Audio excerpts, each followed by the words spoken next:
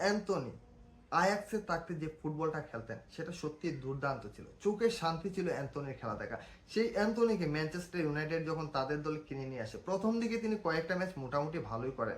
তারপর Manchester United এফেক্টের ফলে তার ফর্ম সেখানে ড্রপ করতে থাকে এবং এতটাই তার বাজে অবস্থা হয় শেষ পর্যন্ত তিনি ট্রল মেটেরিয়াল, মিম মেটেরিয়াল বনে গিয়েছিলেন। তাকে নিয়ে প্রচন্ড পরিমাণ ট্রল হচ্ছিল সামাজিক যোগাযোগ মাধ্যমগুলোতে এবং তার ফর্মে এতটাই দৈন্যদশা হয়েছিল যে শেষ পর্যন্ত তিনি লুনের রিয়াল বেতিসের মতো একটা মিডিকুর দলে শিফট হয়ে যান। তবে সেখানে তিনি তার পারফরমেন্স রিগেইন করেন, আর অ্যান্থনি তার পারফরমেন্স রিগেইন করার মাধ্যমে গোটা ফুটবল দুনিয়াকে দেখান যে আসলে সমস্যাটা প্লেয়ারদের মধ্যে নয়, সমস্যাটা ম্যানচেস্টার ইউনাইটেডে। এখন ইউনাইটেডের ম্যানেজমেন্টের সমস্যা, নাকি তাদের কোচিং এর সমস্যা, নাকি স্টাফের সমস্যা, নাকি অন্য কোথাও সমস্যা, সেটা কেউ জানে না।